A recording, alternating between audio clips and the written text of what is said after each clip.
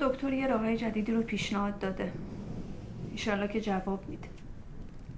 ولی خب من قبلش باید تکلیف یه موضوعی رو با فرهاد مشخص کنم. نه مامان چی بگم؟ آخه اصلا مشکل من با فرهاد این نیست.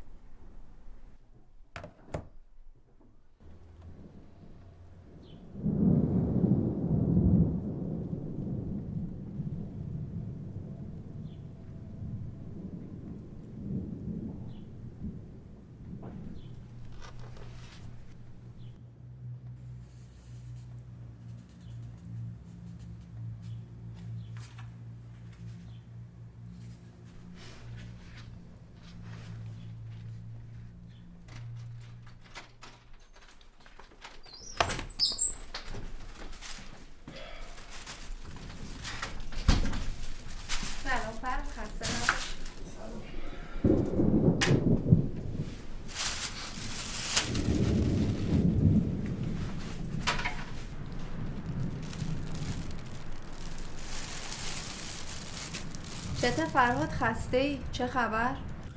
آره خیلی، همون خبرهای هر روز.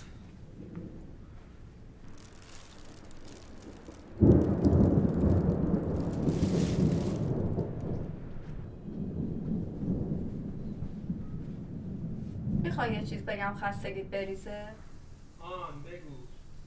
امروز رفته بودم پیش دکتر ناصری. مگه قول نداده بودیم دیگه هرگز اونجا نریم؟ خب ما باید برای مشکلمون پیشش بریم یا نه؟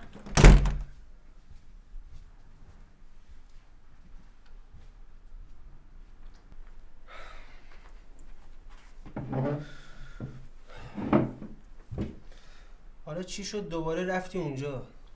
پرونده بارداری ما زیر دست اونه ها. کدوم بارداری؟ مثل اینکه یادت رفته ما هیچ وقت قرار نیست بچه دار بشیم.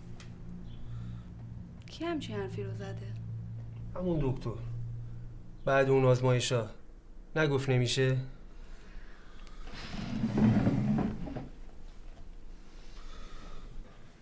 حالا دیدی شد. مگه یه بچه نمیتونه زندگی ما رو گرمتر کنه؟ دیگه داری عصبی میکنی ها. اصلا مگه ما قرار نذاشته بودیم دیگه حرف بچه رو نزنیم، پیگیرش نشیم؟ بس کن فرهاد. حالا خوبه فقط من پیگیر نبودم. آها، بس دکتر همه چی رو بهت گفت.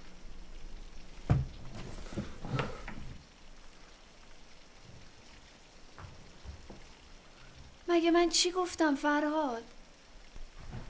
بچه که نیستم ستاره، هیچی نگفتی. معلومه برای چی رفتی اونجا.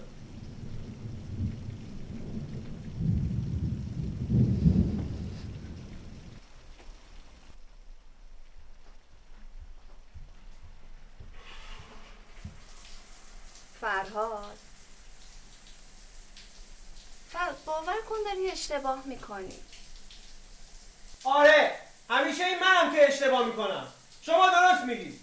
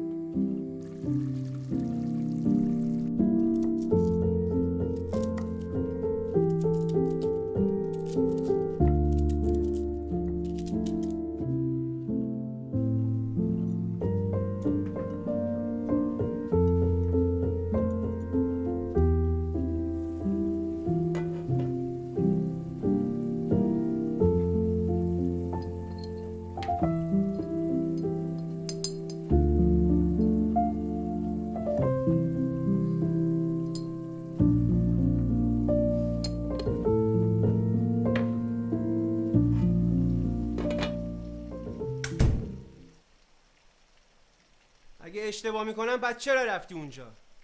که چی به حسابت بشه؟ غیر این بوده که میخواستی بفهمی مشکل از طرف کی بوده؟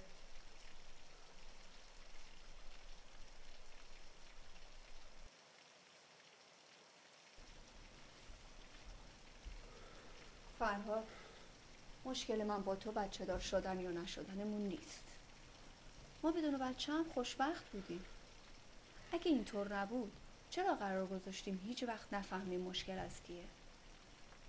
ولی خب تو فردای همون روز رفتی دکتر و همه چی رو ازش پرسید. ولی من چی؟ من بعد 1 سال رفتم. تو مرد نیستی. تو هیچ وقت حال منو نمیفهمی ستاره. به نظرت مسئله من اینه؟ بعد چیه؟ مگه بچه نمیخواد؟ نه فرهاد، حرف من اینه تو توی این 1 سال تغییر کردی. توی که این همه شوق به زندگی داشتی چی شد؟ دیگه نداری. من حتی به دوست داشتنت هم شک کردم.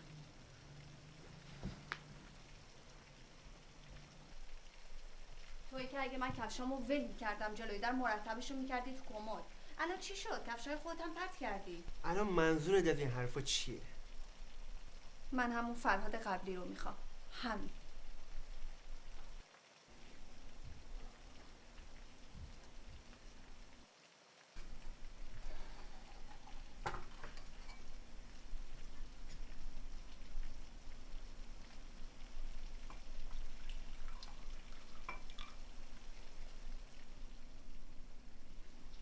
یادت فرهاد؟ اینجا فلفلی همش پر بود از فلفلایی که تو میسابیدیشون. ولی الان چی؟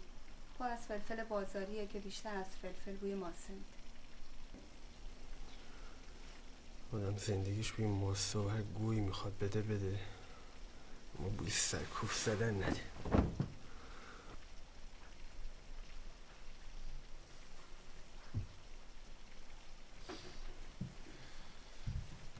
از کی تا حالا این چرندیاتو برای خودت تکرار میکنی که باورت شده؟ سرکوفت؟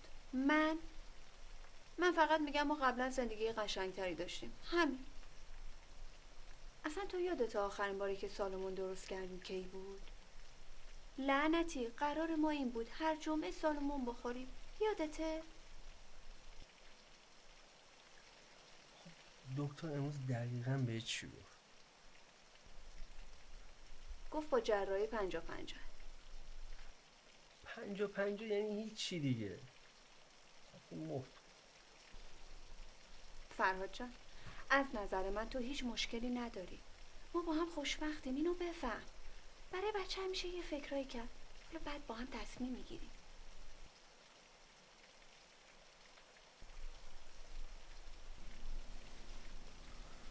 وای غذا.